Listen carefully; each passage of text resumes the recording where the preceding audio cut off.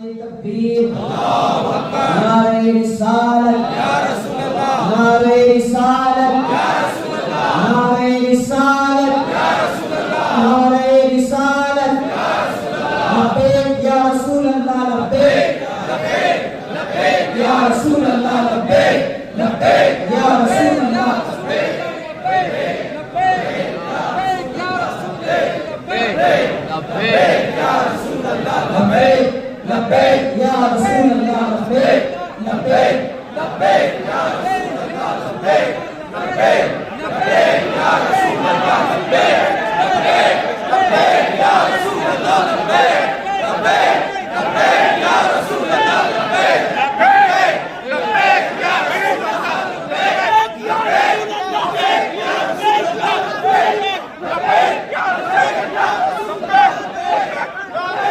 لبیک یا رسول اللہ،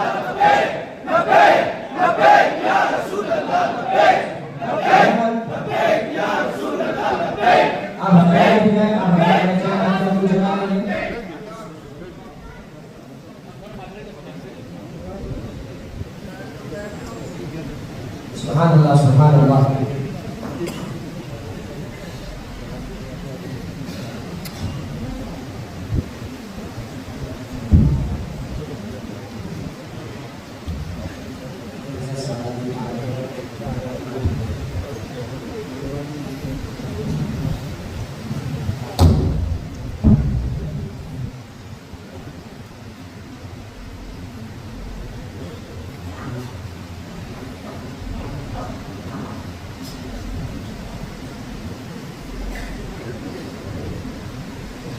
میری گزارش ہے، آپ بہت قریب تک آ گئے ہیں، اس لیے ہم نے یہ باؤنڈری رکھی تھی. آپ کی محبت ہے، عقیدت ہے، لیکن اور اب آپ آگے آنے کی کوشش نہ کریں. بالکل وقت کو ضائع کیے بغیر 5 منٹ کے لیے ہمارے مدرسے چشتیہ اشرفیہ کے جو طلبا ہے جنہوں نے حفظ کو مکمل کیا ہے قرآن مقدس کو، چونکہ یہ بھی کوئی خاص پروگرام نہیں تھا. ایک بچے نے کل ہی جناب عنایت بھائی اللہ علیہ ان کے بچے نے قرآن کو مکمل کیا ہے، لہٰذا لیکن جب ان کا نام آیا تو بعد میں پتہ چلا 2-3 بچے ایسے بھی ہیں جن کا آخری سبق باقی ہے، لہٰذا ہم نے یہ سڈنلی رکھا ہے.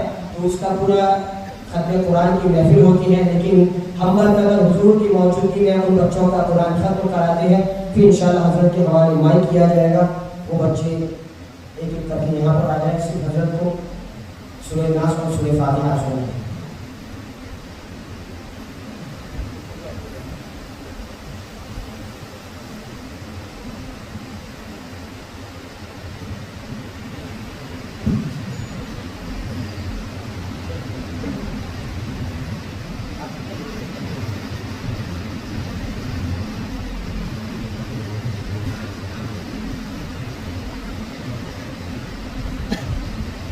یہ جناب اسکر بھائی بھولا کے لڑکے حسنین ہیں جنہوں نے الحمدللہ قرآن کو حفظ کیا ہے. ان بچوں نے تراویح بھی آپ کو سنایا ہے جیسا کہ آپ نے گزشتہ رمضان میں سنا.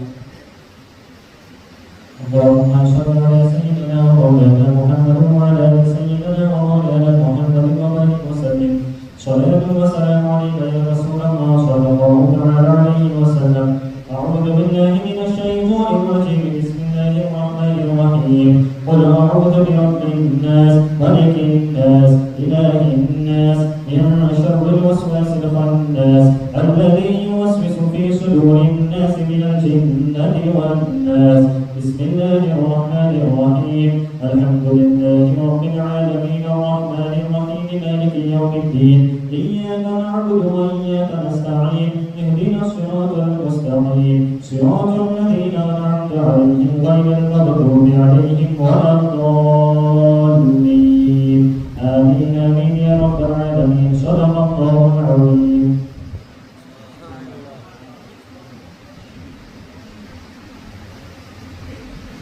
جناب عنایت بھائی کے لڑکے حافظ صفار صاحب.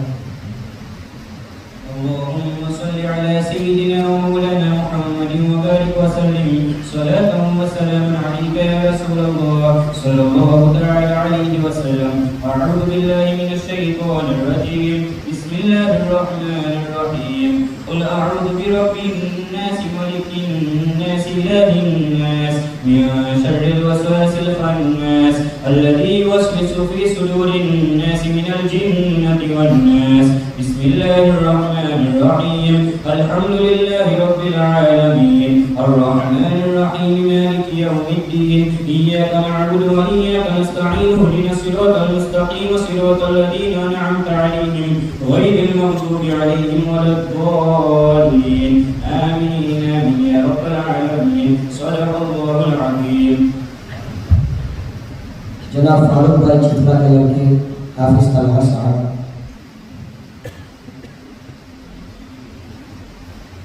اللهم صل على سيدنا ومولانا محمد وبارك وسلم صلاة وسلاما عليك يا رسول الله صلى الله تعالى عليه وسلم. أعوذ بالله من الشيطان الرجيم. بسم الله الرحمن الرحيم. قل أعوذ برب الناس ملك الناس إله الناس من شر الوسواس الخناس الذي يوسوس في صدور الناس من الجنة والناس. بسم الله الرحمن الرحيم. الحمد لله رب العالمين الرحمن الرحيم مالك يوم الدين. إياك نعبد وإياك نستعين اهدنا الصراط المستقيم صراط الذين أنعمت عليهم غير المغضوب عليهم ولا الضالين. صدق الله العظيم. ساجد بھائی رہا والے ان کے لڑکے حافظ عابد صاحب. صلى الله على النبي الأمي وآله صلى الله تعالى عليه وسلم. صلاة وسلام عليك يا رسول الله صلى الله تعالى عليه وسلم.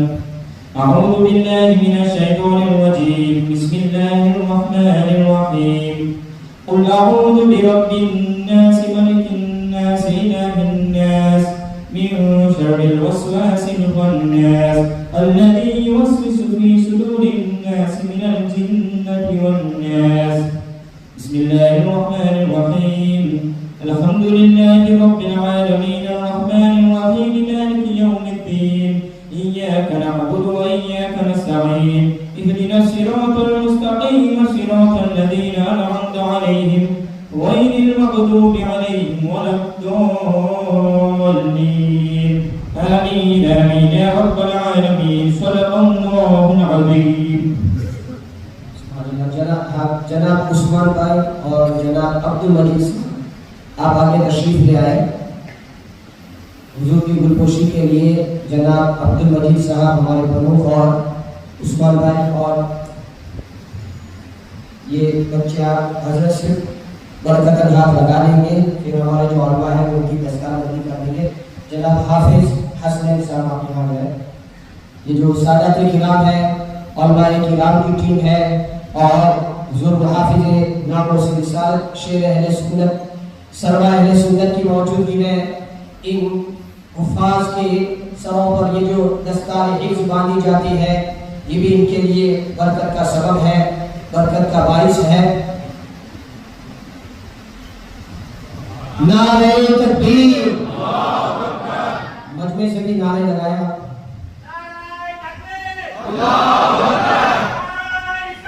یا رسول اللہ.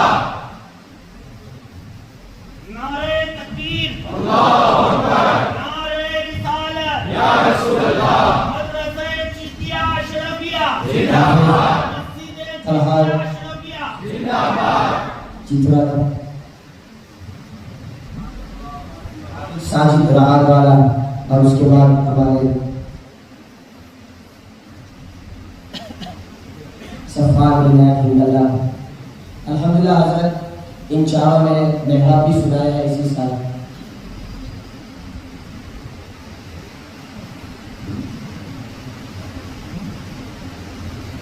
نعرہ تکبیر, نعرہ رسالت, جشن میلاد مصطفیٰ, شیر اہل سنت, سرمایہ اہل سنت, آبرو اہل سنت, وقار اہل سنت, علمدار نام سے رسالت, مفتی سلمان اظہری صاحب قبلہ, مفتی سلمان اظہری صاحب قبلہ.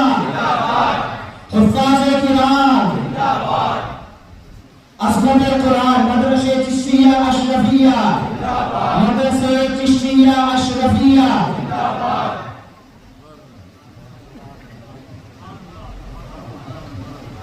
اب انشاءاللہ حضرت کی گل پوش اور اس کے بعد حضرت کے حوالے مائن کیا جائے گا جناب عبد المجید صاحب ہماری مسجد کے پرموکھ ہیں.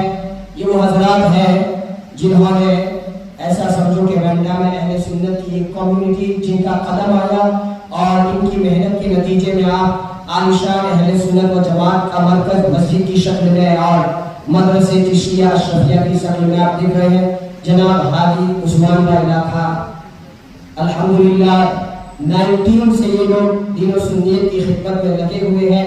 اللہ تبارک و تعالی ان بزرگوں کی عمر میں دراز عطا فرمائے, صحت و تندرستی عطا فرمائے اور ہم پر ان کا سایہ دراز فرمائے.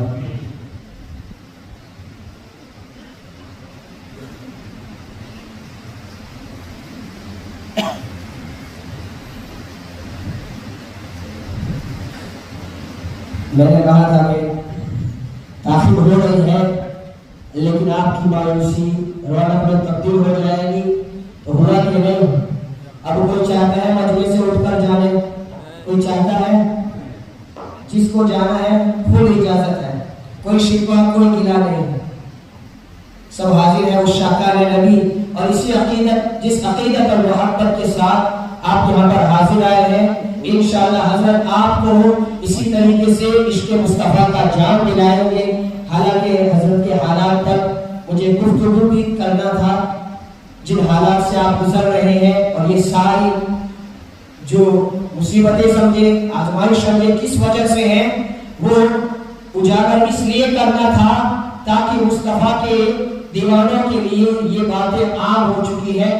لیکن وقت کی وجہ سے میں ساری باتوں سے گریز کرتا ہوں. لیکن الحمدللہ ہندوستان میں اگر تمام پیروں کی ایک آواز ہے تو اس آواز کا نام ہے سلمان اظہری.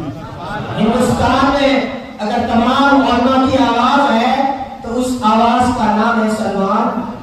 اگر ہندوستان میں اہل سنت کی کوئی آواز ہے تو اس آواز کا نام ہے, اس لیے کہ حالات سے آپ باخبر ہیں.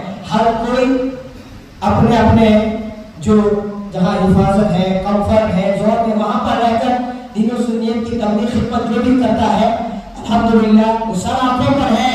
لیکن آج ہندوستان اور دنیا جو چیلنجز ہیں آپ ہوئے عزت رسالت میں آپ صلی اللہ علیہ وسلم پر جو حملے ہو رہے ہیں, آپ کو جو نشانہ بنایا جا رہا ہے, اسلام کو جو ٹارگیٹ کیا جا رہا ہے, لیکن آپ دیکھیں گے اللہ تبارک و تعالیٰ نے اس صدی میں بھی حضور کا ایک ایسا امتی جو ابو بکر صدیق جو ہر جگہ حضور کے ساتھ تھے, آپ کے خاندان سے اللہ تبارک و تعالیٰ نے ایک ایسے بندے کو چنا جو سیدنا صدیق اکبر رضی اللہ تعالیٰ عنہ کی یاد تازہ کرتے ہوئے کل یار غار مصطفیٰ بن کر ابو بکر صدیق تھے, تو آج آپ کی اولاد اسی حضور کی امت کی رہنمائی کرنے کے لیے ہمارے درمیان میں موجود ہے. لہذا یہ کوئی معمولی شخصیت نہیں ہے. آدمی کے پرسنل کام ہوتے ہیں, اپنے جو حالات ہوتے ہیں, بیوی بچے ہوتے ہیں, لہذا بولنا نہیں چاہتا ہے. لیکن جب آپ بولتے ہیں, کہتے ہیں سمجھوتا حضور کے نام پر یہ امپاسبل ہے, کمپرومائز حضور کے نام پر یہ ناممکن ہے, اس لیے کہ آپ یہی تو درس دے رہے ہیں کہ جان ان کی ہے, یہ سب کچھ ان کا ہے. جب ان کا ہے تو ان پر قربان ہو جائے تو اس میں کیا بڑی بات ہے. الحمدللہ آج دنیا میں آپ نے لوگوں کو حضور کے قریب اس طریقے سے کر دیا ہے. اور میں نے کہا کہ عشق مصطفیٰ کا چراغ جو ہمارے دلوں میں ہے, لیکن وہ چراغ بجھ چکا تھا. آپ نے اس میں ایک ایسی چمن کی چنگاری لگائی ہے, آج پوری دنیا میں آئی لو محمد کے نعرے گونج رہے ہیں, پوسٹریں لگ رہے ہیں. یہ دلیل ہے کہ ہر عاشق نبی اس کا دل زندہ ہے. ضرورت ہے ایک چراغ کو آگ لگانے والے کی, روشنی دینے والی کی, تو اسی روشنی دینے والے کا نام کیا ہے؟ آپ بولیں. جب نبی کے دربار کا یہ شیر دہاڑتا ہے تو اس طریقے طریقے سے وہ گونج صدا اس طریقے سے پھیلتی ہے کہ باطل کے ایوانوں میں زلزلے آ جاتے ہیں. اس لیے کہ اللہ تبارک و تعالیٰ نے حضور نے ان کو چنا ہوا ہے. لہذا بلا کسی تاخیر میں آپ کے حوالے روایت کرتا ہوں. نعرہ تکبیر، نعرہ رسالت، شعار اہل سنت، سامع اہل سنت، آرزو اہل سنت، آل اہل سنت، سارے اہل سنت، ہمارے نام سے رسالت، ہمارے نام سے رسالت، ہمارے حضور تاج الشریعہ، ہمارے حضور شیخ الاسلام، زندہ باد زندہ باد.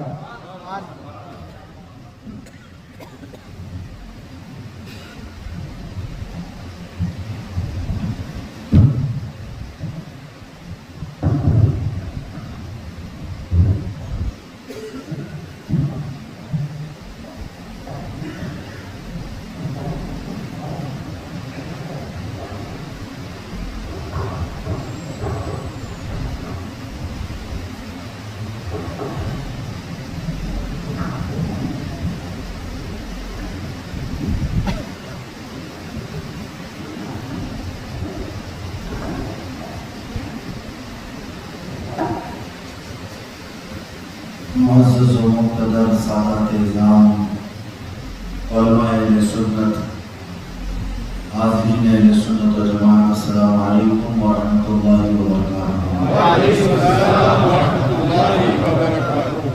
الحمد للہ وکفیٰ وسلام علی حبیبہ المصطفیٰ، اما بعد فاعوذ باللہ من الشیطان الرجیم، بسم اللہ الرحمن الرحیم.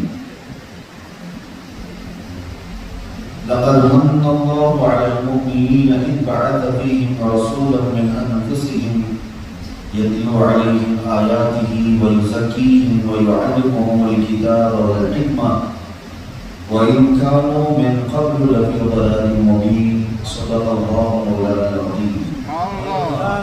بارگاہ رسالت معاذ صلی اللہ علیہ وسلم نے درود پاک کا ہدیہ پیش کرے. اللهم صل على سيدنا مولانا محمد وآلہ وأصحابہ الکرام والنبی الکریم وبارک وسلم صلاۃ دائمۃ سرمدا ابدا.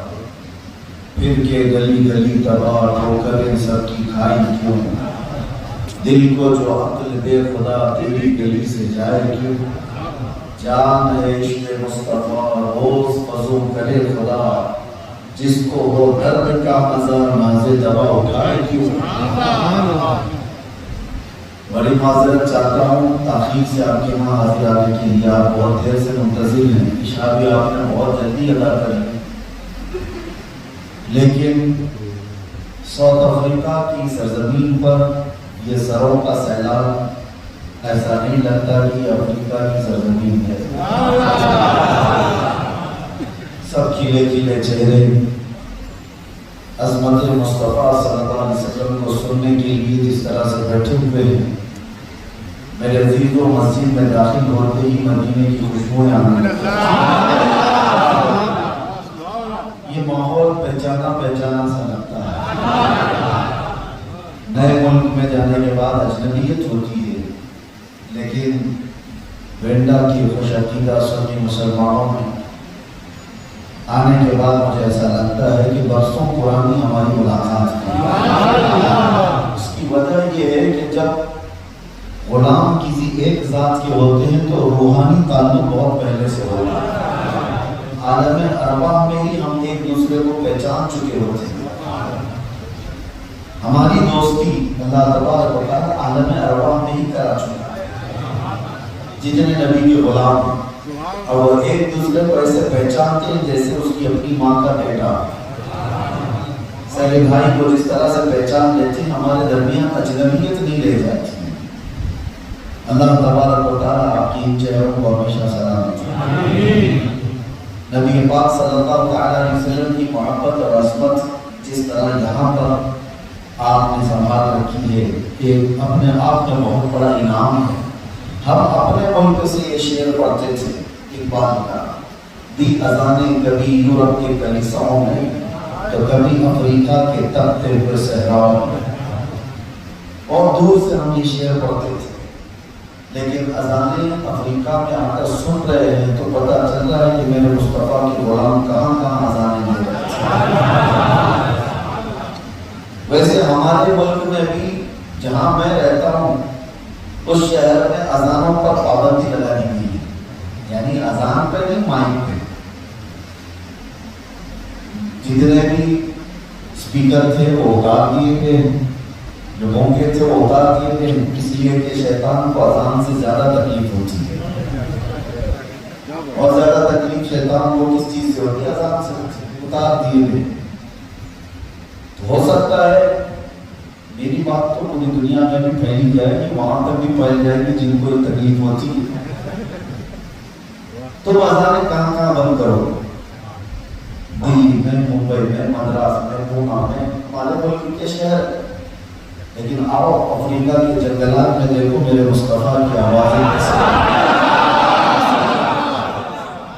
یہ وہ سیلاب ہے جس کو اقبال نے کہا تھا، تھمتا نہ تھا کسی سے سیل رواں ہمارا، کچھ بات تو ہے کہ مٹتی نہیں ہستی ہماری، صدیوں رہا ہے دشمن دورے زماں ہمارا، اور باطل سے ڈرنے والے ہیں آسمان نہیں ہے ہم، 100 بار کر چکا ہے تو امتحان ہمارا۔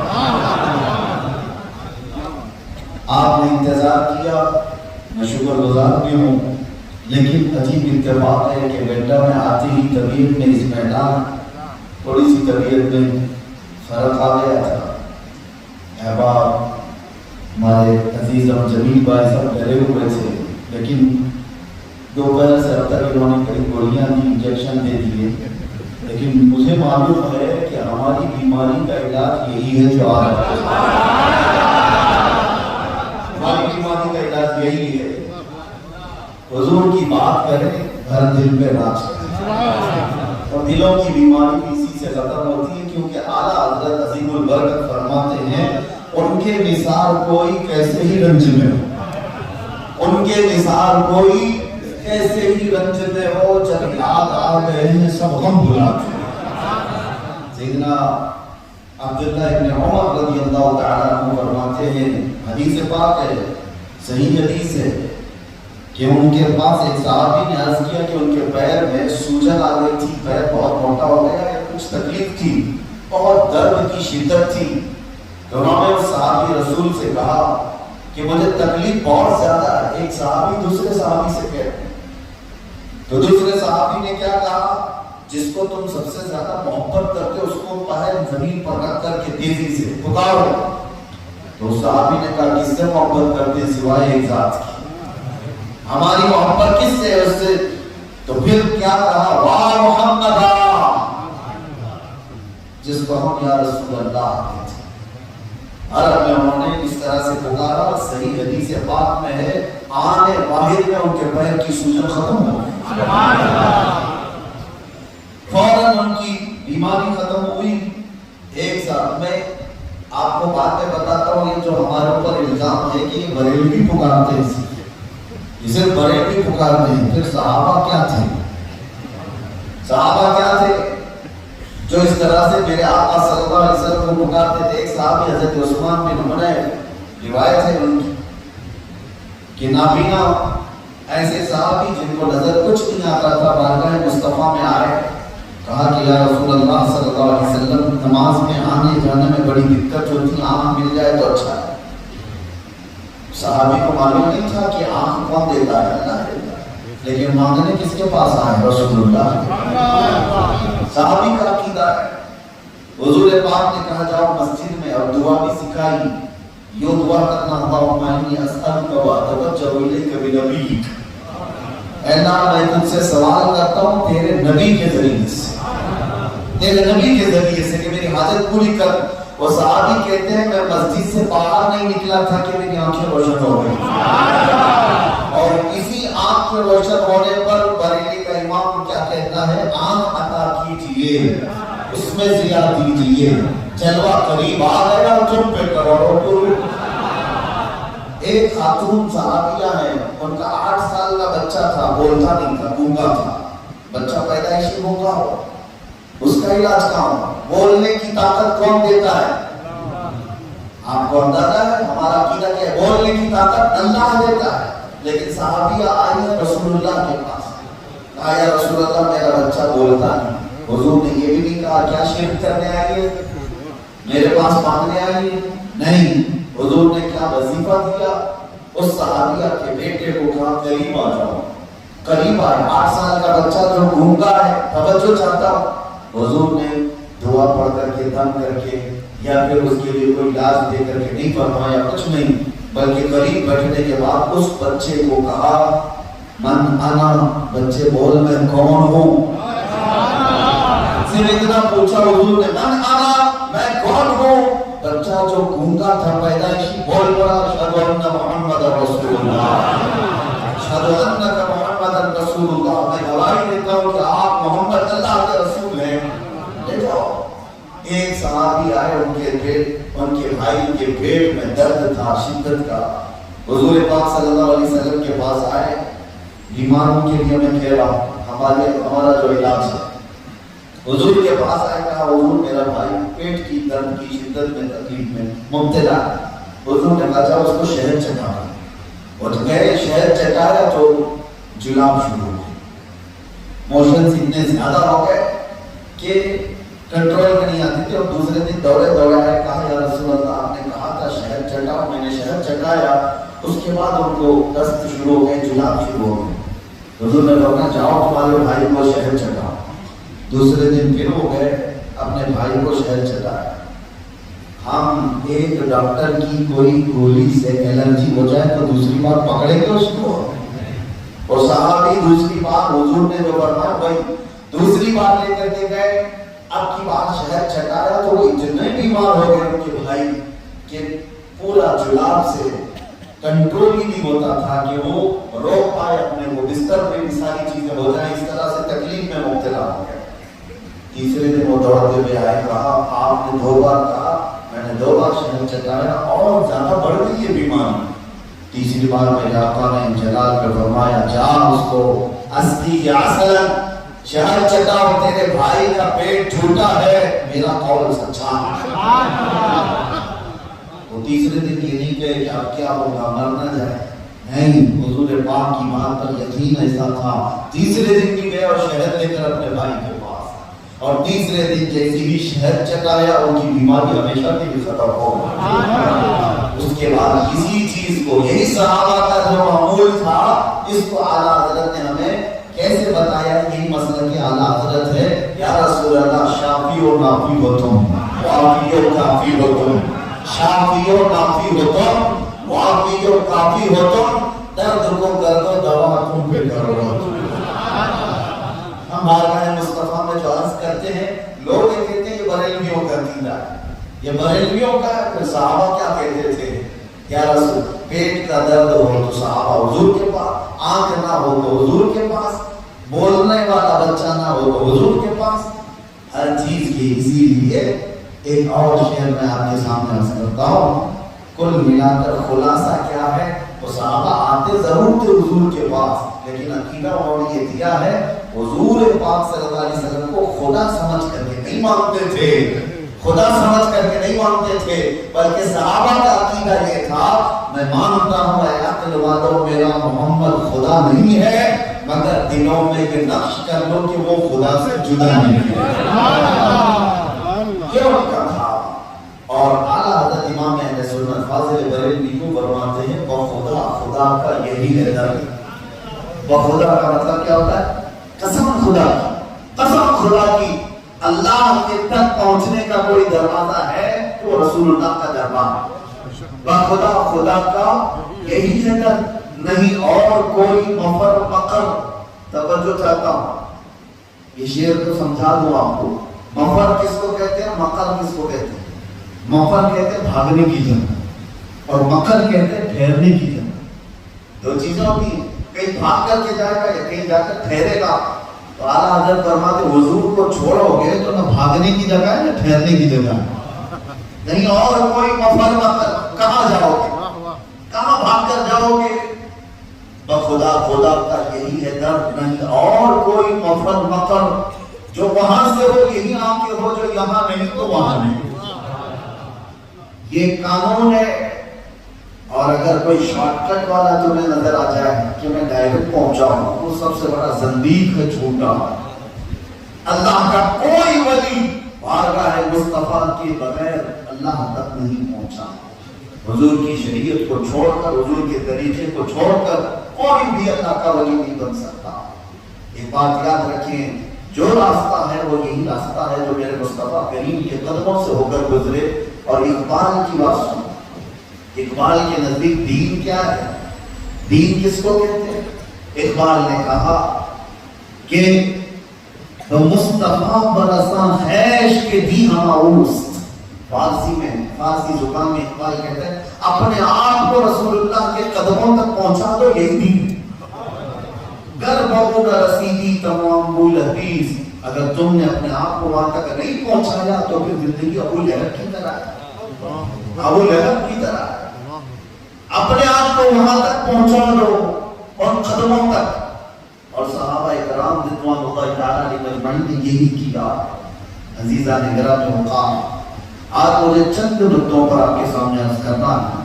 میں جو بات عرض کر رہا تھا، ہم تو چھوٹی موٹی بیماریوں میں جو اچک جاتے ہیں اور پریشان ہو جاتے ہیں، یہ کچھ نہیں ہے، یہ کوئی بات ہی نہیں.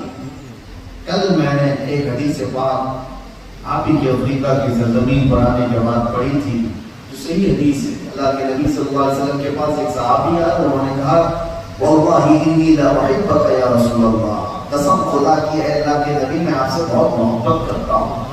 حضور نے فرمایا منظر ماذا تقول، سوچ لے تو کیا بول رہا. حضور نے 3 بار کہا. جب انہوں نے 3 بار بھی کہا میں قسم خدا کی آپ سے محبت کرتا ہوں، تو میرے آقا نے فرمایا اگر تو سچ کہہ رہا ہے کہ تو مجھ سے محبت کرتا ہے فَأَعِدَّ لِلْفَقْرِ، تو پھر اپنے آپ کو مصیبتوں کے لیے تیار کر لے، اپنے آپ کو پھر پریشان ہونے کے لیے بھی تیار کر لے. حضور کی محبت کا دعویٰ کرنے کے بعد پھر یہ دنیا تمہیں آزماتی ہے، اچھی طرح سے تمہیں آزمایا جاتا ہے. اس لیے کہ اس دعویٰ کرنے کے بعد سنو، لیلا مجنون کے واقعے ویسی مشہور کیے گئے، لیکن جو عرب میں ملتے ہیں بہت سارے معاملہ. لیلا اس کے مجنون بہت سارے آ گئے. ایک بار میں بھی مجنون، میں بھی مجنون، میں بھی مجنون. حقیقی مجنون کون ہے نہیں سمجھ میں آیا. تو لیلا کی سہیلی نے کہا کہ تیرے کتنے مجنون ہیں، کون ہیں؟ باہر جس کو دیکھو کہتا ہے میں مجنون. اس نے کہا کہ ایک کام کرو، حلوہ ایک بڑے برتن میں بنایا اور کہا کہ جا کر کے باہر تقسیم کرو. لیلا نے اپنے ہاتھ سے حلوہ بنایا ہے، کوئی ہے جو مجنون لیلا کا اس کو دینا چاہتی ہے، قریب آ جاؤ. لیلا کی خادمہ تھی، سہیلی تھی، اس نے جا کر کے حلوہ باہر پکارا. وہ بھیڑ ٹوٹ پڑی حلوہ لینے کے لیے. ہر کوئی کہہ رہے میں ہی مجنون، میں مجنون. سب آ گئے اور برتن میں جو حلوہ تھا وہ سب چھینا جھپٹی میں ختم ہی ہو گیا. وہ دوڑی دوڑی آئی، کہا ایک نہیں ہے کتنے تو آ گئے. لیلا نے کہا ٹھیک ہے یہ خالی برتن لے اور ایک چاقو ہے، اور جا باہر کہہ دے کہ لیلا نے اپنے جسم کا ایک ٹکڑا مانگا ہے. جو مجنون ہے اس کے جسم کا ایک ٹکڑا مانگا. اب کی باری آئی اور پکارنے لگی کہ کون ہے مجنون. پہلے تو سب نعرے لگا رہے تھے میں مجنون، میں مجنون. جیسے ہی لیلا کی سہیلی نے یا خادمہ نے کہا کہ لیلا نے تمہارے جسم کا ایک ٹکڑا مانگا، سب بغلیں کھل جاتے ادھر ادھر نکل. کہاں سے کاٹ کے دے گا؟ دور کھڑا درخت کے نیچے ایک بڑا گدا بالوں کے ساتھ موجود تھا. وہ دوڑتے دوڑتے آیا اور کہا کہ کیا سچ میں میرے جسم کا ٹکڑا مانگا ہے؟ کہا. تو پھر اس نے چاقو اٹھائی اور کہا کہ میں اپنے جسم کے ہر جگہ کے حصے کو نکال کر کے برتن میں رکھ دوں. اس نے خادمہ نے کہا نہیں ایک ہی ٹکڑا مانگا ہے. کہا یہ تو نہیں بتایا کہاں مانگا. ایک محبت کی مثال میں ایک چیز بتائی رہتی ہے بلا تشبیہ و بلا تمثیل. میرے عزیزو، سچی محبت قربانیاں مانگتی ہے. سچی محبت اور سچے دعوے قربانیاں مانگتے ہیں. کمفرٹ زون میں بیٹھ کر کے نعرے لگانا بہت آسان ہے.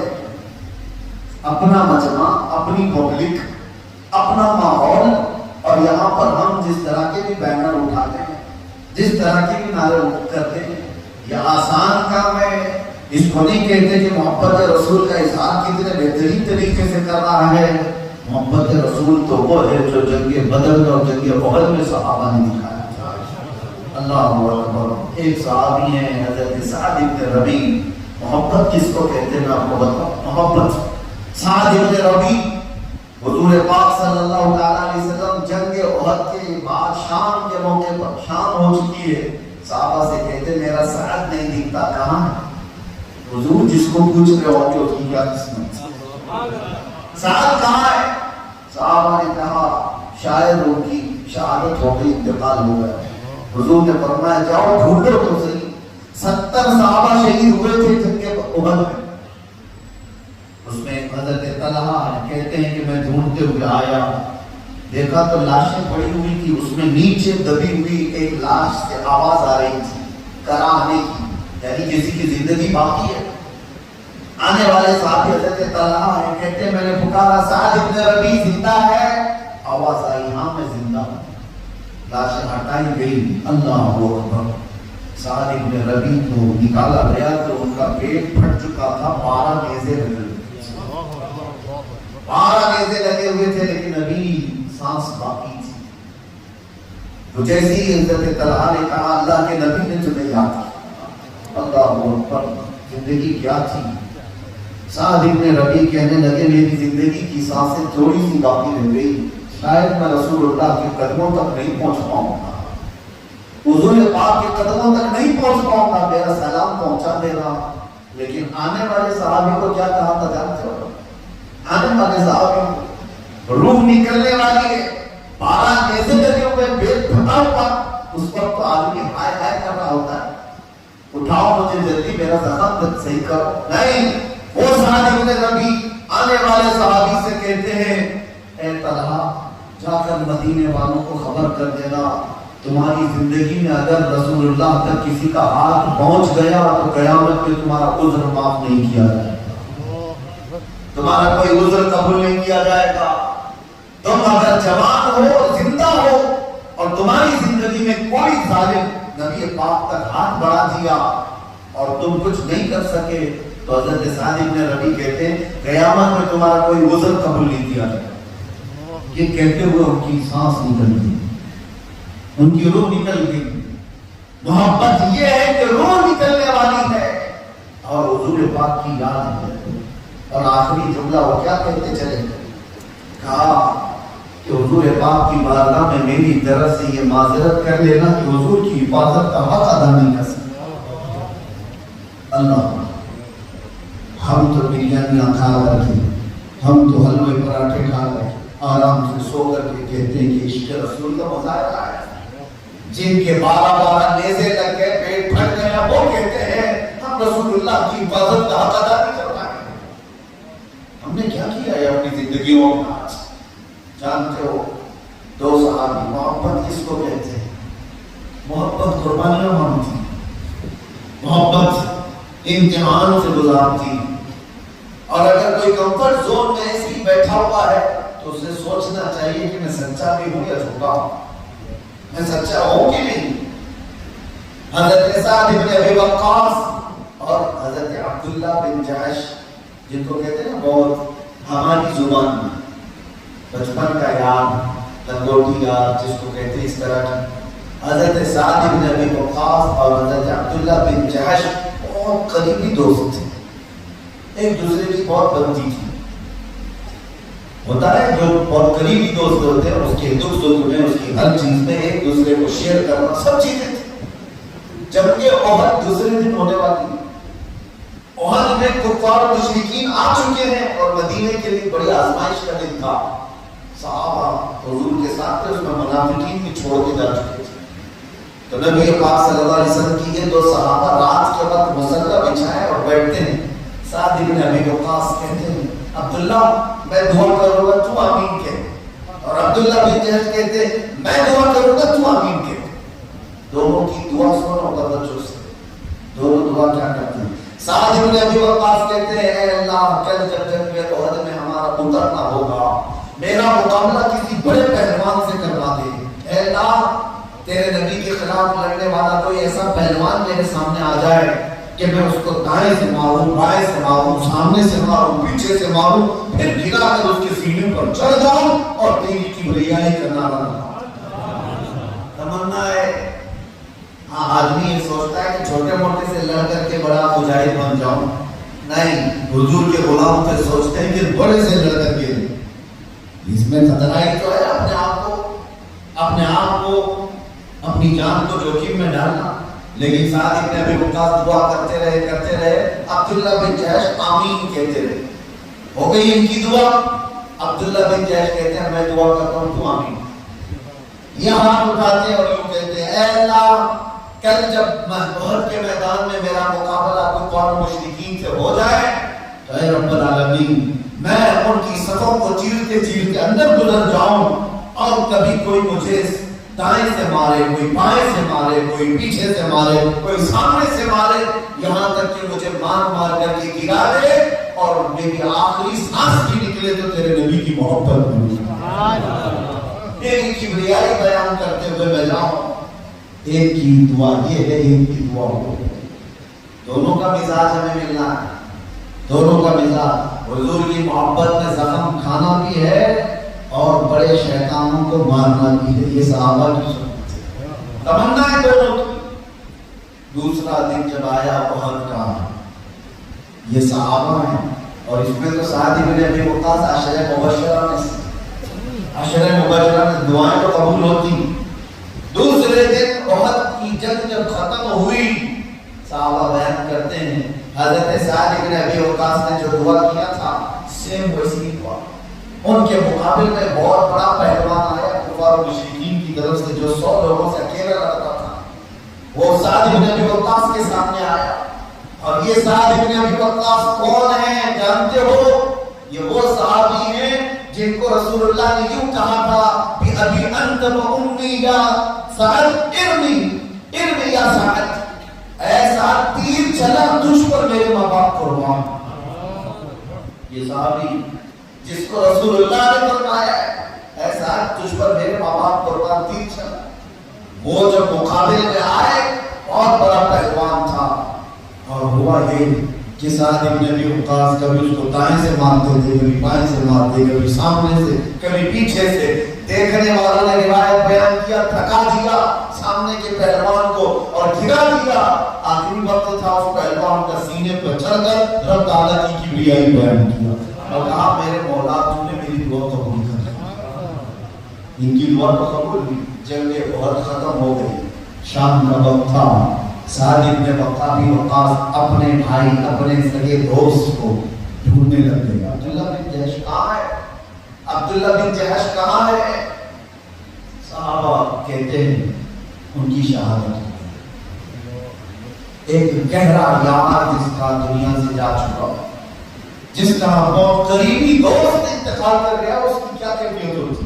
سعد ابن ابی وقاص ادھر ادھر ڈھونڈ رہے تھے ایسے جیسے کوئی ماں اپنے بچے کو ڈھونڈتی ہو، لاشوں میں ہٹا ہٹا کر۔ اس کے بعد قریب پہنچے تو ایک لاش دکھائی گئی جس کے 80 ٹکڑے کر دیے، وہ عبداللہ بن جحش کی لاش تھی۔ سعد بن ابی وقاص کہتے ہیں صحابہ سے کہ عبداللہ بن جحش کے ساتھ کیا ہوا مجھے بتاؤ۔ جنہوں نے دیکھا تھا وہ کہتے ہیں عبداللہ بن جحش دیوانہ وہاں نکل پڑے تھے، جب جنگ بھاری ہو گئی تھی، کفار و مشرکین غالب آ گئے تھے، اس وقت عبداللہ بن جحش کا جوش دیکھنے کے قابل تھا، یہ گھستے چلے گئے نرمے میں، نہ ادھر دیکھا نہ ادھر دیکھا، اور ایسے نرمے کے اندر یہ گھر گئے کہ ظالموں نے کبھی ان کو دائیں سے مارنا شروع کیا، کبھی بائیں سے مارنا اور کبھی سامنے سے کبھی پیچھے سے، یہاں تک کہ مار مار کر کے ان کو گرا دیا۔ آخری وقت میں عبداللہ بن جحش کی زبان پر اللہ کی کبریائی کے نعرے تھے۔ یہ جب جو جسم تھا کٹا ہوا تھا، اب سنو جو بات میں عرض کرنا چاہتا ہوں۔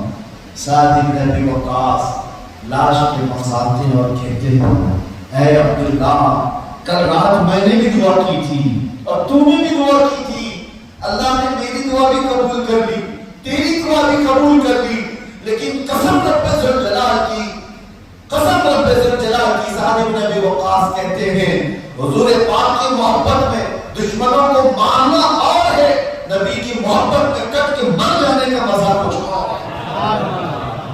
तुम्हारी दुआ मेरी दुआ से अफजल भी है। अब्दुल्ला बिन जहल ये कौन कहता? साद इब्न अबी वक्कास। और इसी को बुजुर्गान दीन कहते हैं मोहब्बत मुस्तफा इम्तिहान मांगती है, मोहब्बत मुस्तफा आजमाइश से गुजारा जाता है। अजीजा ने गिरामी हलवे पराठे खा करके आराम से गुजार लेने का नाम इश्क़ रसूल नहीं है। ये मोहब्बत मुस्तफा नहीं। अपने आप को फिर तैयार करो कुछ आजमाइशों के लिए, कुछ मुसीबतों के लिए। कुरान तो ये कहता है वलनबलुवन्नकुम बिशैइन मिनल खौफ वल जूअ व नक्सिन मिनल अम्वाल वल अनफुस वत थमरात। हम तुम्हें जरूर आजमाएंगे, कभी भूख देकर, कभी डर देकर, कभी माल में कमी करके, कभी किसी की जान लेकर के, कभी फलों में अनाज में कमी करके। 5 चीजों से अल्लाह ताला फरमाता है मैं तुम्हें आजमाऊंगा। और दूसरी सूरह है और 21वें पारे की आयत है, अल्लाह कुरान में फरमाता है अहसिबन नास अन युतरकू अन यक़ूलू आमन्ना व हुम ला युफ्तनून। क्या लोग ये गुमान कर बैठे हैं कि ईमान लाने के बाद उनको छोड़ दिया जाएगा, उनको आजमाया नहीं जाएगा? वला अल्लाह फरमाता फला यअलमन अल्लाहु अल्लज़ीना सदक़ू व ला यअलमन अल-काज़िबीन। अल्लाह ताला जरूर आजमाएगा सच्चों को ताकि झूठे उनसे अलग हो जाए, झूठे अलग हो जाए। ये आजमाइश, ये इम्तिहानात हम सब पर आती रहेंगी। आज पूरी दुनिया जो हमें टारगेट बनाकर देख रही है और इसमें जितने इन तूफानों में बह जाते हैं, कितनों को देखा दाढ़ियां क्यों छिला दी तुमने, टोपियां क्यों छुपाई, तुम्हारे सरों से तुम्हारे जिस्मों से हुजूर पाक की सुन्नतें क्यों गायब हो गई? क्यों? इस दुनिया को खुश करने के लिए इन्होंने एक तूफान मचाया है कि दाढ़ी वाला टेररिस्ट होता है, टोपी वाला आतंकवाद होता है। तुमने इनको राजी करने के लिए अपना हुलिया बदल दिया। याद रखना तुम दुनिया में नंगे हो जाओ तब भी दुनिया राजी नहीं हो सकती, कभी तुमसे राजी नहीं होगी। ये तुम्हारे 1-2 अमल से राजी होने वाली दुनिया नहीं है। इनको राजी करते करते, इसीलिए मैं एक मुहावरा कहता हूँ, अक्सर कहा जाता था कौवा चला हंस की चाल अपनी चाल भूल गया। मैं कहता हूँ शेर चले कुत्तों की चाल अपनी चाल भूल गए। वो दुनिया के कुत्ते हैं जिनके पास अखलाक नहीं है, किरदार नहीं है, वो नंगे हैं, बेहया हैं। और तुम्हें अल्लाह ताला ने उनको देखकर जिंदगी गुजारने का हुक्म नहीं दिया। तुम ये कभी मत देखना ये कितने ऐशो इशरत में है, उनकी जन्नत है। तुम ये मत देखना कि बड़े पैसे वालों का फैशन अलग होता है। नहीं, तुम्हें देखना है तो सिद्दीक़ अकबर की साथ तुम्हें देखना है तो फारूक आज़म को देखो। अल्लाह तबारक व तआला ने तुम्हें उन जालिमों को देखकर जीने के लिए नहीं भेजा है। अगर आज मैं बड़े फख्र से कहता हूँ, अपने इलाके में भी कहता हूँ, दुनिया चोटी रखने में शर्म नहीं करती तो तुम्हें दाढ़ी रखने में क्यों शर्म है? हाँ, आज नौजवानों को देखा है बालियां भी पहन लिया, चूड़ियां भी पहन लिया, नहीं है, शर्म नहीं आती। औरतों की जो चीजें मर्द करने लग गए, ये बीच का आदमी बन गया, फिर भी शर्म नहीं है। और नौजवानों को ऐसा लगता है फैशन है, ये फैशन है। और औरतों को कहाँ ला करके छोड़ दिया, कपड़े ही नहीं उनके जिस्म पर, नंगा करके बाजार में लाया। और दुनिया कहती है फ्रीडम नहीं, आजादी है, इसके खिलाफ बोलो तो पूरी दुनिया भड़क जाती है। मैं तो ये कहता हूँ अगर हाफ कपड़े पहनने का नाम फैशन है तो फिर भैंस सबसे ज्यादा फैशन होगी, वो तो कुछ भी नहीं पहनती। जानवर तो सबसे ज्यादा फैशनेबल होना चाहिए, कुत्ते तो कुछ भी नहीं पहनते। कपड़े न पहनना और अपने जिस्म का इजहार करना और नंगा होना ये जानवरों के लिए, तुम्हारे लिए नहीं, ये तुम्हारे अखलाक नहीं। ये दुनिया जो किरदार देना चाहती है उम्मत मुस्तफा को, ये जानवर वाली जिंदगी देना चाहती है, जानवर वाली जिंदगी। आपको मैं बताऊं, सिर्फ ये कॉन्टिनेंटल नहीं है, और भी मॉडर्न कंट्रीज जिनको कहा जाता है इनके क्या क्या सिस्टम आ चुके हैं, शादी का निजाम है इनके यहाँ, जिससे 4 उससे बच्चे हो गए, न बीवी का तस्वुर न शौहर का तस्वुर जो जानवरों में होता है। क्या चीजें यूरोप की धरती पर देखने को मिलती है, बच्चों को पूछो तो उनका बाप ही नहीं पता है। ये किसका माशरा है? ये जानवरों का। नंगापन जंगलों में होता है, जानवरों में होता है। बाप का अता पता ना होगा, ये जानवरों में होता है। इस्तिंजा करने के सलीके ना होना, ये जानवरों में होता है, इंसानों में नहीं। इंसानों को आला अखलाक अगर कहीं से मिल सकते हैं तो वो गुंबद खजरा की छांव में मिल सकते हैं। यूरोप के और अमेरिका के नंदों के दरबार में कुछ नहीं मिलता सिवाय जानवर बनने के, इंसान कुछ नहीं बनता। हाँ, इंसान अगर कहीं बनाए जाते हैं तो गुंबद खजरा की छांव में बनाए जाते हैं। यहाँ पहनने के आदाब भी हैं, यहाँ बोलने के आदाब भी हैं, यहाँ चलने के आदाब भी हैं, यहाँ खाने के आदाब भी हैं। सलमान फारसी रज़ी अल्लाह ताला अन्हु फरमाते हैं, अल्लाह के नबी को हमें इस्तिंजा का सलीका तक सिखाया करते थे। और सोने के आदाब भी हैं, उठने के आदाब भी हैं, बच्चों के आदाब भी हैं, जवानों के आदाब भी हैं, औरतों के आदाब भी हैं, बूढ़ों के आदाब भी हैं। अरे पैदा हो तो तरीके हैं, जवान हो तो तरीके हैं, शादी करो तो इस्लाम में तरीके हैं, कपड़े पहनो तो कहां से पहनना, कितना पहनना, ये तरीके मौजूद हैं। बाल कैसे काटना ये बताया गया है। अगर तुम्हें अपने चेहरे पर कुछ सजाना है उसके तरीके बताए गए। जो नाखून कितने दिन में काटते हैं ये तक बताए गए हैं। तुम्हारे जिस्म के बाल कितने दिन में साफ करना है ये इस्लाम ने बताया है। इंसान को आला अखलाक तक लेकर दे गया, यहाँ तक कि तुम्हें चम्मच से खाना है कि हाथ से खाना है, चाट करके खाना है, खड़े होकर पीना है कि बैठ के पीना है। इस जिंदा के सलीके और तरीके किसने सिखाए? दुनिया के उन नंगों ने नहीं सिखाया, मेरे मुस्तफा ने सिखाया। सल्लल्लाहु अलैहि वसल्लम के दरबार में आओ, इसीलिए कहा है शायर ने, एक अरब ने आदमी का बोलबाला कर दिया, हाथ के जर्रों को हमदोशे सुरैया कर दिया, खुद न थे जो राह पर औरों के हादी बन गए। अरे क्या नजर थी जिसने मुर्दों को मसीहा कर दिया? किसने सिखाया?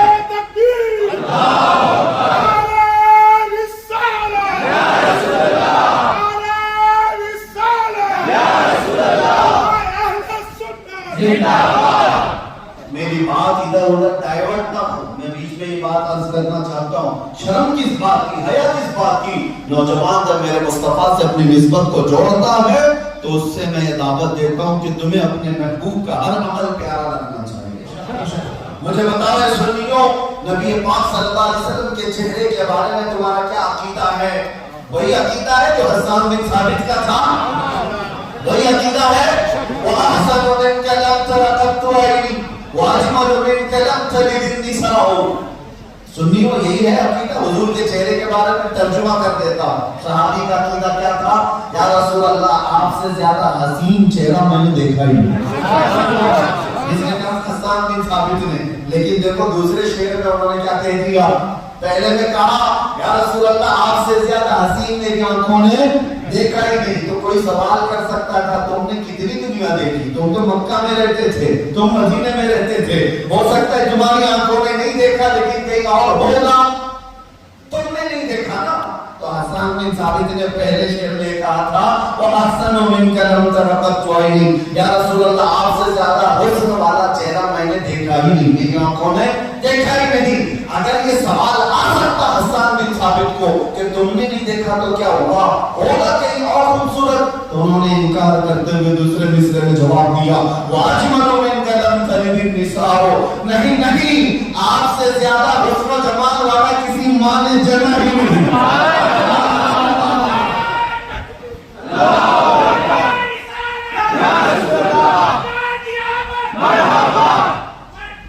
यही अकीदा है हम सबका, यही अकीदा है हुजूर के हुस्न वाले चेहरे के बारे में।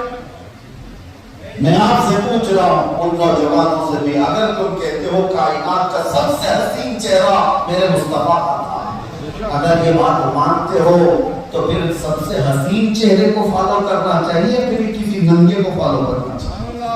और सबसे हसीन चेहरे पर दाढ़ी थी।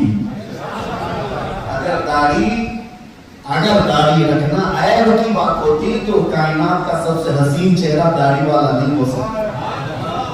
सबसे हसीन चेहरे पर दाढ़ी थी। तो हुजूर पाक सल्लल्लाहु अलैहि वसल्लम के चेहरे के बारे में तो हज़रत जाबिर बिन समुरा कहते हैं, एक दिन तो मैं घर से निकला, 14वीं रात थी और हुजूर के घर पर आया। हुजूर सुर्ख लाल रंग का जुब्बा पहन करके अपने घर से बाहर निकल। तवज्जो, हज़रत जाबिर कहते हैं हुजूर जैसे ही अपने हुजरे से निकले और 14वीं का चांद चमक रहा था आसमान पर, तो मैं कभी चांद को देखता और कभी रसूलुल्लाह को देखता, कभी इधर देखता और कभी इधर देखता। वो सहाबी कहते हैं मैं ये देख रहा था, ये ज्यादा हसीन है कि हुजूर का चेहरा ज्यादा हसीन है। थोड़ी देर के बाद उनका इश्क क्या जवाब देता है, उनकी मोहब्बत क्या जवाब देती है।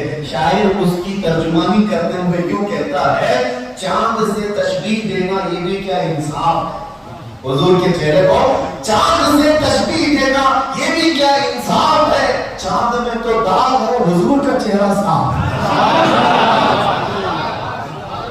चांद में तो दाग है, हुजूर का चेहरा साफ है। सहाबा का मानना था मेरे अजीजों, वो चांद से ज्यादा हुस्न वाला हुजूर को कहते थे। इसीलिए मैं ये कहता हूँ, हुजूर पाक सल्लल्लाहु अलैहि वसल्लम से जो रोशनी पाया तो वो चांद बना, वो सूरज बना, वो सितारे बने।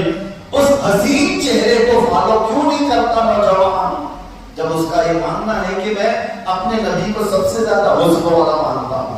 दूसरी बात, हुजूर के अखलाक के बराबर किसी और के अखलाक हो सकते हैं। मुसलमानों से पूछ रहा हूं मैं, मुसलमान तो मुसलमान गैर भी इस बात के कायल हैं कि दुनिया के सबसे आला अखलाक मोहम्मद रसूलुल्लाह सल्लल्लाहु अलैहि वसल्लम। आप अंग्रेजों की किताबें पढ़ करके देखें, बहुत सारे अंग्रेज हैं जिन्होंने लिखा है कि मोहम्मद रसूलुल्लाह सल्लल्लाहु अलैहि वसल्लम, द प्रॉफिट मोहम्मद सल्लल्लाहु अलैहि वसल्लम सबसे अव्वल नंबर पर अखलाक में। अंग्रेज भी ये कहते हैं कि हुजूर के अलावा किसी को हमने नहीं देखा अखलाक। दुनिया अपने तो अपने गैर जिस बात के कायल हैं, तो फिर मैं पूछता हूँ, हमको अखलाक सीखने के लिए क्या ऐसों के पास जाने की जरूरत है जिनको पेशाब का सलीका नहीं आता? हमारे मुल्क में खासतौर पर हिंदुस्तान में बहुत सारी जो मेट्रोपॉलिटन सिटीज हैं, बड़े बड़े शहर है, वहां पर कुछ मैनेजमेंट और पर्सनालिटी डेवलपमेंट के कोर्सेस कराए जाते हैं, 6 महीने के, 2 महीने के, 3 महीने के। कुछ नौजवान आए थे बेंगलोर से हमारे पास, मैंने उनसे पूछा था कि क्या कराए जाते हैं, ये पर्सनालिटी डेवलपमेंट क्या है।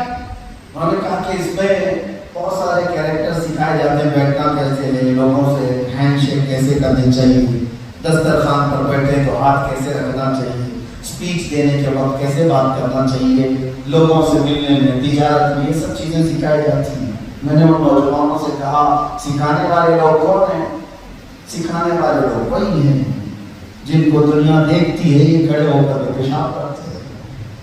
मैंने उनसे कहा, जिनको पेशाब करने का तरीका नहीं आता वो पर्सनालिटी डेवलपमेंट तुम्हें सिखाएंगे। और एक तरफ मेरे आका फरमा रहे हैं, इन्नमा बुइस्तु लिउतम्मिम मकारिमल अखलाक, मैं तो इसीलिए पैदा किया गया कि तुमको सबसे आला अखलाक पर बना। और मेरा रब कुरान में फरमाता है, व इन्नका लअला खुलुकिन अज़ीम, ऐ महबूब हमने आपको सबसे आला अखलाक पर पैदा किया है। तो अल्लाह की बात को नहीं सुन रहा, नबी की बात को नहीं सुन रहा, और एक दरिंदर की बात को सुन रहा है, एक दरिंदे की बात को, जिसके यहाँ भात खाने के अलावा कोई चीज नहीं। हाँ, कुछ लोग जो पर्सनालिटी डेवलपमेंट और दुनिया जिसको कह रही है, मैं कहता हूँ ये दिखावे के अखलाक है, दिखावे के अखलाक है। हुजूर के अखलाक पर आकर के तो दिखाओ। चैलेंज है पूरी दुनिया को, चैलेंज है। हुजूर के अखलाक की बात कर, हैंडशेक कैसे करना चाहिए। अभी मैं आशाम में हमारे अजीम अब्दुल मजीद साहब के घर में एक बात अर्ज कर रहा था कि हुजूर पाक सल्लल्लाहु अलैहि वसल्लम की अखलाक करीमा ना, अगर एक बात मैं बता दूं, हम में से कौन कर पाए। हुजूर के बारे में सहाबा कहते हैं, जब हुजूर किसी से मुसाफा करते थे तो उस वक्त तक अपना हाथ नहीं लेते थे जब तक सामने वाला नहीं लेता। जब तक सामने वाला अपना हाथ नहीं ले देता तब तक हुजूर अपना हाथ नहीं लेते थे। कुछ लोग कितनी देर तक हुजूर का हाथ दबाते थे, पकड़ते थे, हुजूर कभी खींचते थे। आज तो हम भी अपना हाथ नहीं दे पाए।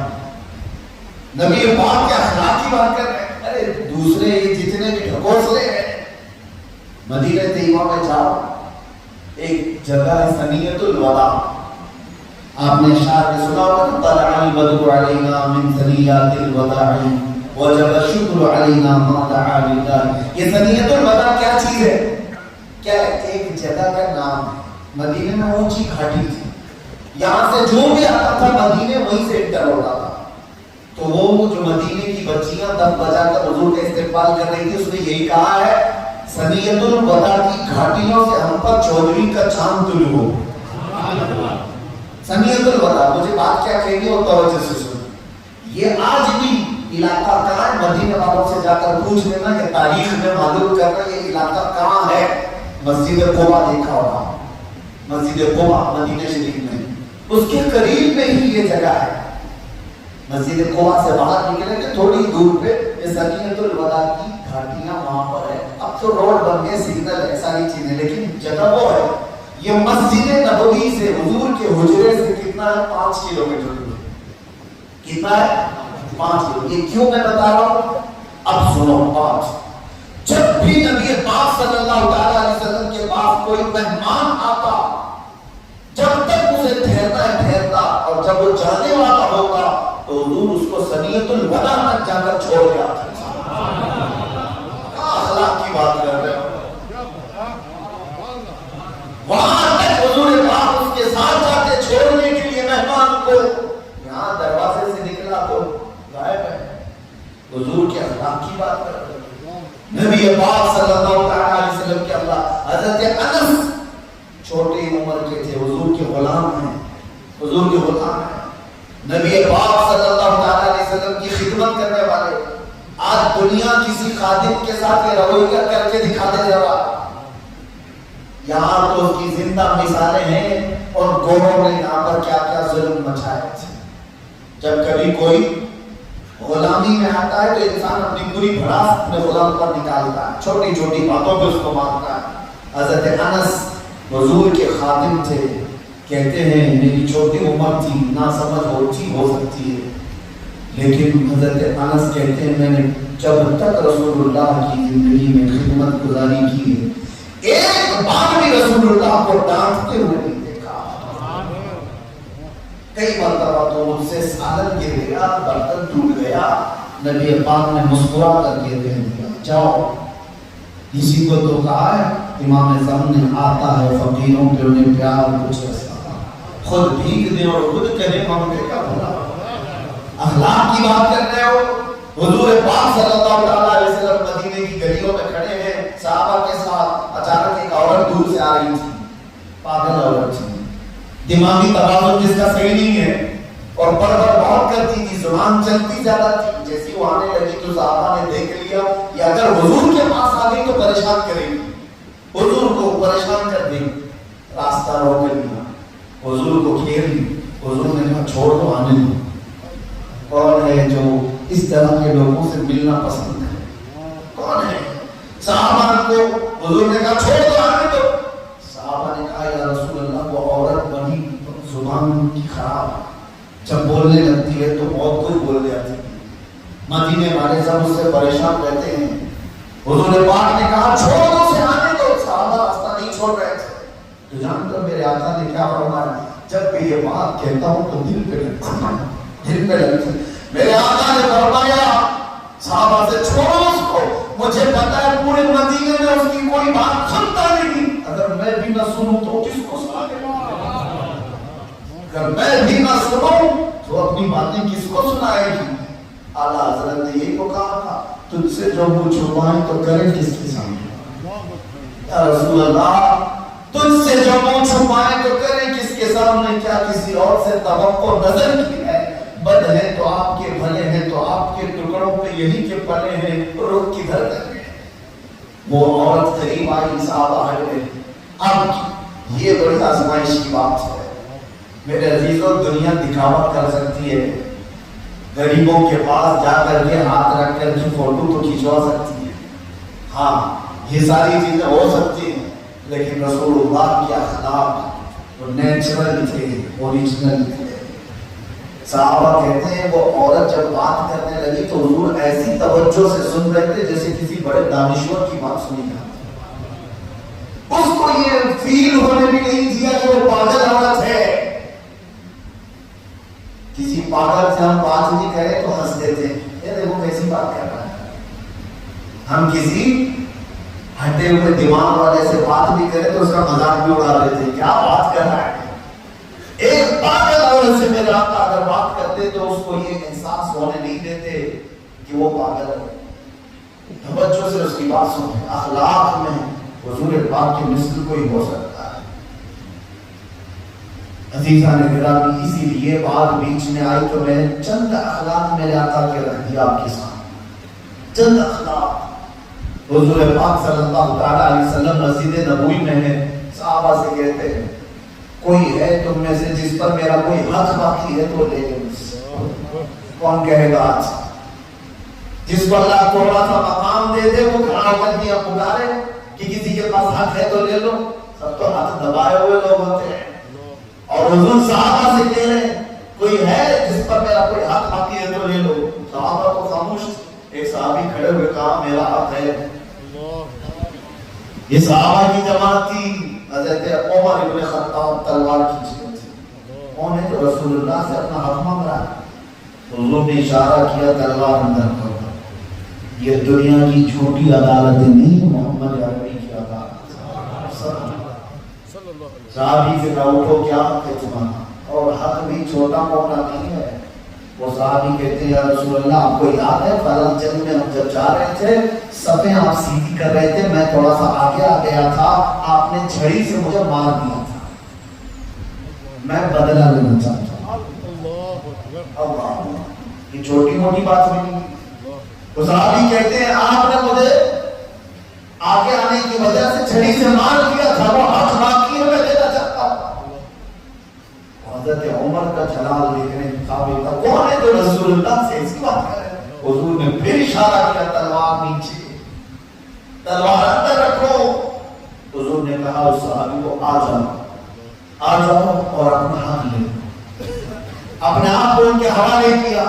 اس صحابی نے کہا نہیں یا رسول اللہ جس وقت آپ نے مجھے مارا تھا اس وقت میرے جسم پر کپڑا نہیں تھا کرتا نہیں تھا میں صرف تیبر پہنا ہوا تھا اور میری ننگی پیٹ تھی. اس وقت آپ نے مارا تھا اور میں چاہتا ہوں کہ آپ بھی اپنا جھکا اٹھائیں. اللہ یہ کس کی عدالت ہے. یہ کس کی عدالت. نبی پاک صلی اللہ علیہ وسلم نے چون چرا بالکل نہیں فرمایا کچھ نہیں کہا. فوراً اپنا جھکا مبارکہ اٹھا دیا. کہا کہ تمہارا حق ہے لو. جیسی جھکا اٹھایا وہ صحابی دوڑ کر کے آئے حضور کے کندھوں پر جو مہر نبوت تھی اس کو چوم لیا. بدلا ہو گیا. چوم لیا. حضور کے دونوں کندھوں کے بیچ میں مہر نبوت تھی جس کی روشنی سورج سے زیادہ چمکتی تھی.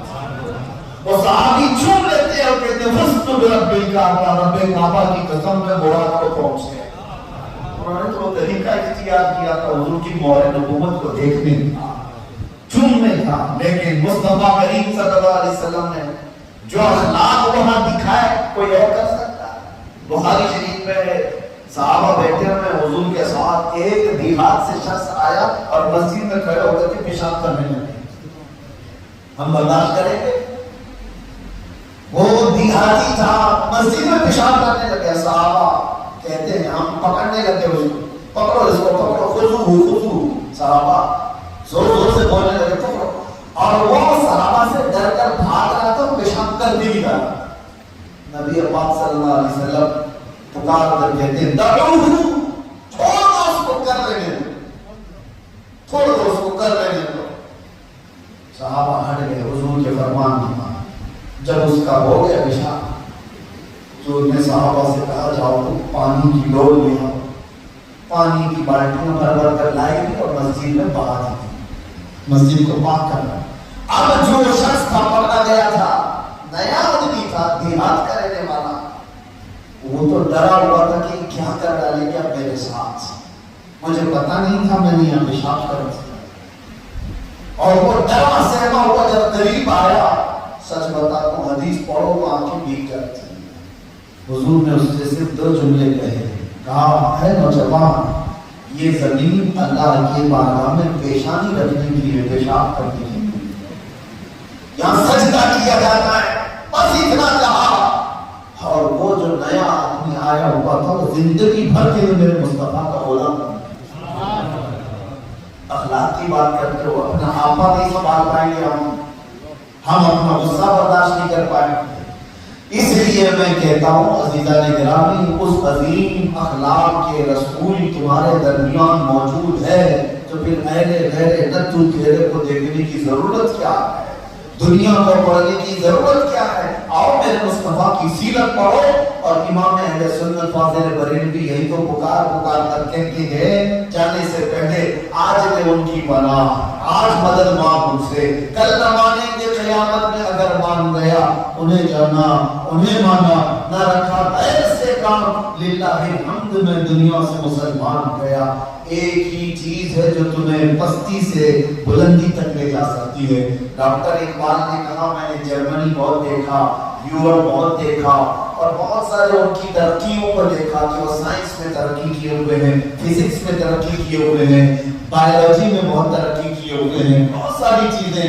اقبال یہ کہتا ہے میں یہ دیکھنے گیا تھا کہ ہماری قوم کس چیز میں ترقی کر سکتی ہے، محمد عربی کی امت کو بلندی تک کیسے لے جایا جا سکتا ہے۔ 8-10 سال ریسرچ کر کے ڈاکٹر اقبال واپس اپنے وطن لوٹا تو کیا علاج بتایا؟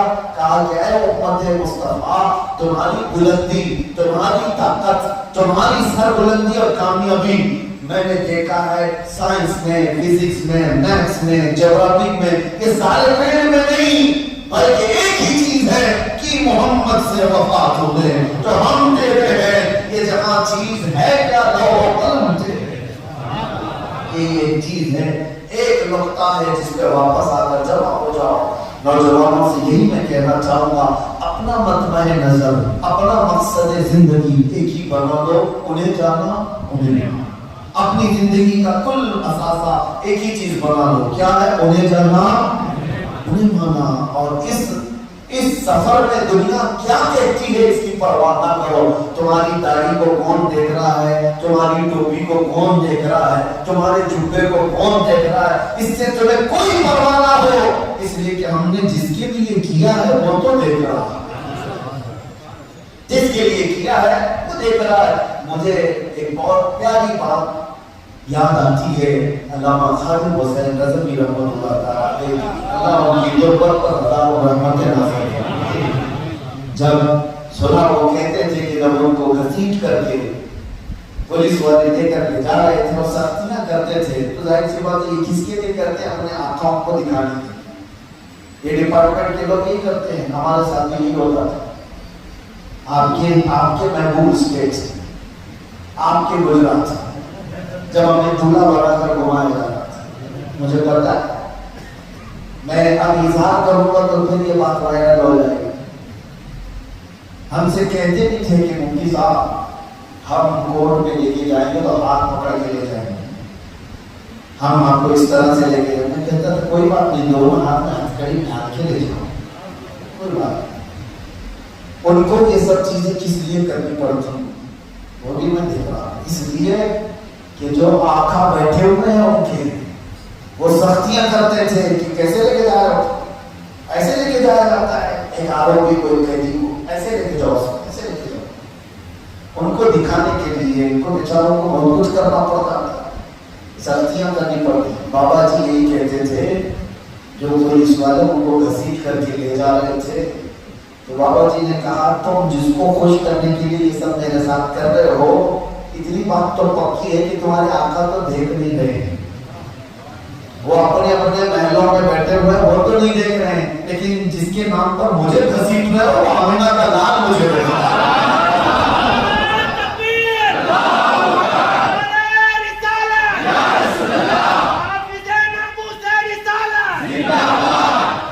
ایک بات یاد رکھو، دنیا کیا کہتی ہے اس کی طرف توجہ نہ کرو، دنیا کیا کہتی ہے اس سے حاصل کچھ بھی نہیں ہوتا، یہ لاسٹ میں صرف اتنا ہی کہتی ہے انا للہ و انا الیہ راجعون، بس اس کے علاوہ کچھ نہیں ہوتا۔ اور ان کی باتوں کا کوئی جواب بھی نہیں ہے۔ آپ ٹوپی اتارتے تو کیا دنیا خوش ہو جائے گی؟ وہ تمہارے کپڑوں پہ آ جائے گی، کپڑے اتار دو تو کیا خوش ہو جائے گی؟ وہ تمہارے ننگے پر پہ سوار ہے، ہر چیز پر سوار ہے۔ اسی لیے ایک ذات کو راضی کرو، اگر وہ راضی ہو گئی تو اقبال کیا کہتا ہے، ہمیں کرنی ہے شہنشاہ بطحا کی رضا جوئی، ہمیں کرنی ہے شہنشاہ بطحا کی رضا جوئی۔ وہ اپنے ہو گئے تو رحمت پروردگار اپنا، اگر وہ اپنے ہو گئے بس اس ایک ذات کی رضا کے لیے تم دوڑو، پھر دیکھنا کہ اللہ تعالیٰ زندگی میں کیسا انقلاب عطا کرتا ہے۔ مجھ جیسے ایک نکمے آدمی کو میری کیا حیثیت ہے، میرا کیا وجود ہے، میرے چہرے سے دنیا مجھے نہیں پہچانتی، میرے خاندان کی وجہ سے یا میرے علم کی وجہ سے، میرے جبے ٹوپی کی وجہ سے نہیں، ہندوستان سے چل کر کے افریقہ کے جنگلات میں بھی اگر آیا تو نام مصطفیٰ کی وجہ سے عزتیں جو ملتی ہیں برکت مصطفیٰ ہے۔ اگر اسی لیے میں بار بار یہ کہتا ہوں، وہ جو نہ تھے تو کچھ نہ تھا، وہ جو نہ ہو تو اگر حضور نہ ہو تو پھر کچھ نہیں ہے، ہماری ذات کچھ نہیں ہے، ہماری زندگیاں کچھ نہیں ہے، ہماری لاشیں بھی کچھ نہیں ہے، وہ جو نہ ہو تو کچھ نہ ہو۔ اس لیے عزیزان گرامی مقام، زندگی کو ایسی گزارو کہ جانے کے وقت تم فخر سے یہ کہتے ہوئے جاؤ، یا رسول اللہ، اے ملائکہ سے کہنا اسے کوئی مت جگانا، ابھی آنکھ لگ گئی ہے، تیرے دامن کرم میں جسے نیند آ گئی ہے، جو فنا نہ ہوگی اسے زندگی ملی ہے۔ اگر سکون سے قبر میں جا کر کے بھی سونا ہو تو ایک ہی علاج ہے دنیا میں، ایک ہی علاج۔ میں نے ابھی لیلا مجنون کی بات آپ کے سامنے مثال کے طور پر کہی۔ اگر نوجوانوں آپ کو یہاں پر رہ کر کے یہ فتنہ ہے یا نہیں مجھے نہیں پتا، لیکن تقریباً پوری دنیا میں ینگسٹرز نوجوان، ان کے لیے آج کا سب سے بڑا فتنہ فیس بک، انسٹا اور یہ سوشل میڈیا کے فیک آئی ڈی۔ ارے صحیح میں حقیقی لیلا کو دیکھا ہی نہیں، فوٹو پہ دیوانہ ہے، فوٹو پہ دیوانہ ہے، رات رات کے کسی فوٹو پہ گزارتی، ابھی تو سامنے آئی بھی نہیں، اس سے پہلے پتہ نہیں کتنی راتیں برباد کر لیا، حقیقت پتہ چلی تو بعد میں کوئی اور ہی نکلا۔ تم جھوٹے چہروں پر اپنی زندگی کی راتیں قربان کرتے ہو۔ سوچو اگر یہ حقیقی چہرہ آ بھی گیا تو یہ بھی بھروسہ نہیں کہ تمہارے ساتھ 4 دن رہے گی کہ 8 دن رہے گی، پھر کب بریک اپ ہونے والا ہے پتہ نہیں۔ یہ تو روز کی قصے ہیں ہمارے پاس۔ ایک نوجوان آیا تھا، کافی سال پہلے کی بات کر رہا ہوں، ممبئی میں تراویح کے لیے اس وقت نیا نیا آیا تھا، منہ لٹکائے آتا تھا، اشعار پڑھتا تھا، محبت کے پوچھا کیا ہوا، کون سی بیماری ہے، کہا لیلا چھوڑ دی۔ یہ ہر تیسرے چوتھے دن پہ ہوتا ہے، چھوڑ دیے۔ کہا بہت زیادہ اپسیٹ ہوں، بہت تکلیف میں ہوں۔ تو میں نے کہا تھا اسی دن فرق کیا پڑتا ہے، وہ دوسرا ڈھونڈے کہ چند دن بعد تم بھی دوسری ڈھونڈو، یہی تو ہے دنیا کا نظام۔ لیکن ایک بات یاد رکھ اے نوجوان، تیرے دل کا علاج یہ نہیں ہے ایسی لیلا سے ہاتھ کیوں ملایا تھا جو 4 دن تیرے ساتھ رہ کر دوسرا ڈھونڈ لے۔ کاش اپنا ہاتھ گنبد خضرا کے وکیل کے ہاتھ میں رہتا، وہ نبی ایسا غیرت مند ہے، دنیا میں بھی کبھی ہاتھ نہیں چھوڑتا، قبر میں بھی ہاتھ نہیں چھوڑتا۔ اور حشر کا حال یہ ہے کہ میرے مصطفیٰ فرماتے ہیں قیامت کے دن صحابہ نے پوچھا آپ کی کیا کیفیت ہوگی، میرے آقا فرماتے ہیں میرے کندھے پر چادر ہوگی اور وہ کھسک کر کے گر رہی ہوگی، ایک ہاتھ سے میں چادر سنبھالنا ہوگا اور ایک ہاتھ سے اپنے امتی کو پکڑ کر جنت میں لے جانا۔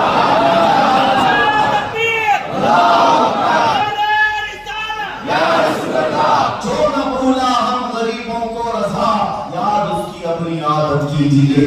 جو نہ بھولا ہم غریبوں کو رضا، یاد اس کی اپنی عادت کیجیے۔ کسی کی جے بھی جے کیوں پکاریں، کیا غرض ہم کو، ہمیں کافی ہے سید اپنا نام یا رسول اللہ۔ اب گفتگو کے اختتام پر میں آخری چند جملے عرض کرتا ہوں۔ مجھے اس بات کا شدت سے احساس ہے کہ آپ کے اندر کے بعد زیادہ نہیں ہوتا، لیکن چونکہ مجمع اپنا نظر آنا ہے اور ہمارے یہاں تو 12 کے بعد شروع ہوتے ہیں، اس لیے میں اپنے ساتھ اتنا لمبا وقت گزار دیا۔ اور یہ تو آج کا فرسٹ دن ہے، شاید مجھے ایسا لگتا ہے کل بھی یہاں پر ہونا ہے، صحیح ہے؟ کل بھی انشاءاللہ، اس کے آگے میں کل آپ کو کچھ اور سناؤں گا انشاءاللہ، اور سناتا اس نیت سے ہوں کہ حضور کی محبت جیسے تمہارے دلوں میں جاگے ویسے میرے دل میں بھی جاگے۔ وہ وقت آ جائے گا، وہ وقت آ جائے گا کہ وہ آئیں گے، آتے ہوں گے، ابھی آئیں گے، یہی سوچ کے ہم نے محفل کو سجا رکھا ہے۔ سنا ہے یا رسول اللہ آپ ہر عاشق کے گھر تشریف لاتے ہیں، میرے گھر میں بھی ہو جائے چراغاں، میرے دل میں بھی ہو جائے چراغاں، میرے گھر میں بھی ہو جائے چراغاں، میرے گھر میں بھی ہو جائے چراغاں۔ جس دن وہ کرم فرما دے وہ آئے सरगम ने महफिल को सजा रखा है। और फिर मैं ये कहता हूँ मिलाद का मौसम आया हुआ है, रबीउल नूर शरीफ का मौसम है, और फिर आपकी मस्जिद का माहौल, और जब ऐसे माहौल हमें मिलते हैं, इस तरह के खिले चेहरे मिलते हैं, तो फिर हम गूंज करके ये कहते हैं हवा का मौसम बता रहा है, रसूल अपनी लहरा रहे हैं, सवारी तौबा से चल पड़ी है, हुजूर तशरीफ ला रहे हैं।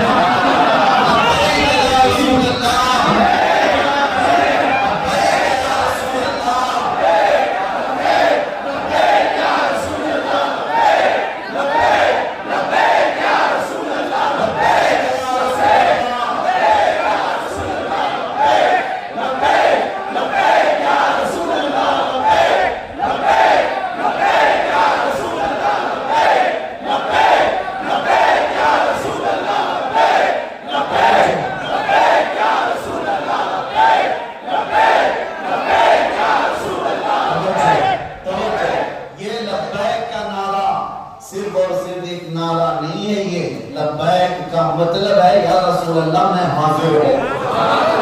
और हमारा मामूल ये है, हमारे घर के दरवाजे पर अगर कोई आकर के हमें पुकारे, एक बार पुकारे मुफ्ती साहब, दूसरी बार पुकारे मौलाना साहब, हम अंदर से सुन रहे हैं कोई तो है पुकार रहा है, कोई तो है पुकार रहा है।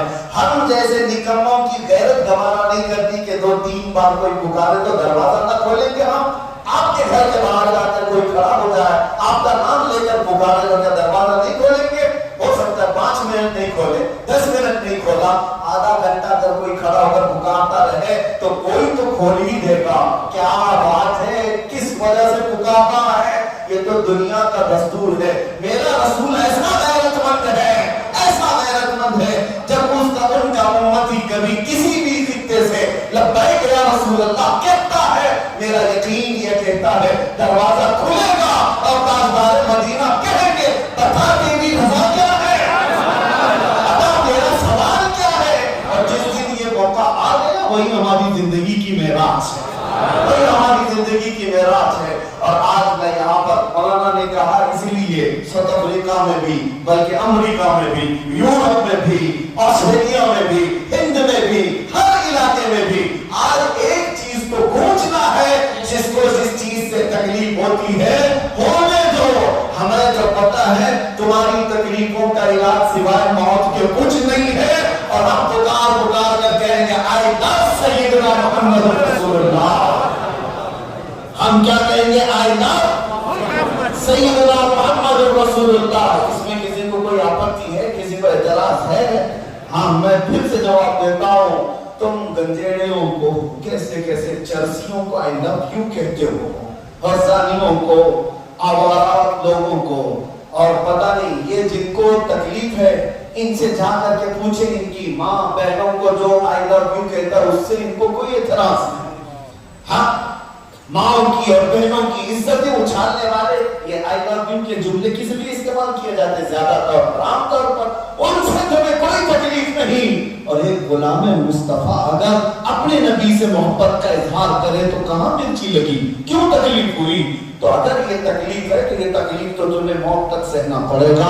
इसलिए कि हम इस जुमले से कोई कंप्रोमाइज, जो जान मांगो तो जान दे दे, जो माल मांगो तो माल दे दे, मगर ये हमसे कभी ना होगा नबी का जाहो जलाल दे दे।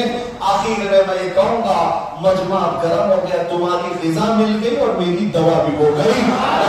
या रसूल अल्लाह,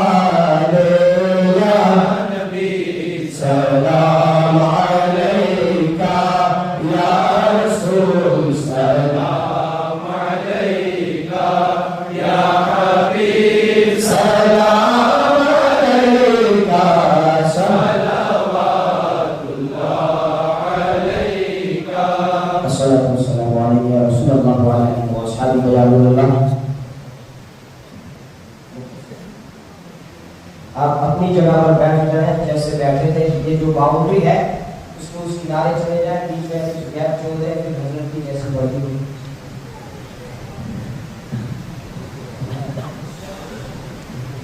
اللهم صل صلاة كاملة وسلم سلاما تاما على النبي الذي تنحل به العقد وتنفرج به الكرب وتقضى به الحوائج وتنال به الرغائب وحسن الخواتم ويستسقى الغمام بوجهه الكريم وعلى آله وصحبه في كل لمحة ونفس بعدد كل معلوم لك إلى العالمين ستار العيوب غفار الذنوب قدير جبار خدا اس محفل پاک و شرف قبولیت اس میں جو کچھ بھی بیان کیا گیا سنا گیا اس میں غلطیاں کوتاہیاں کمیاں پیشیاں کی اپنے فضل و کرم سے معاف فرما. سب سے پہلے مجھے اور اس کے بعد سب کو اس پہ عمل کی توفیق عطا فرما. مولا ہمارے سینوں میں سچا عشق مصطفیٰ عطا فرما, ہمارے عمل میں تیرے حبیب کی ادائیں عطا فرما. اے کریم خدا اس یوگدان سے اور پھر آس پاس سے جتنے بھی یہاں خوش عقیدہ سنی مسلمان حاضر آئے ہیں, اے رب العالمین یا افریقہ کے ان جنگلات سے ہوتے ہوئے جن علاقوں میں زندگیاں بسر کر رہے ہیں, خالص ان سب کو تیری رضا عطا فرما. اللہ ان سب کی زندگیوں سے تو راضی ہو جا. قیامت تک ان کی نسلوں میں عاشقان مصطفیٰ پیدا فرما. ان کی اولاد کو, ان کی نسل کو, ان کے خاندانوں کو بد عقیدہ اور گمراہ ہونے سے محفوظ فرما.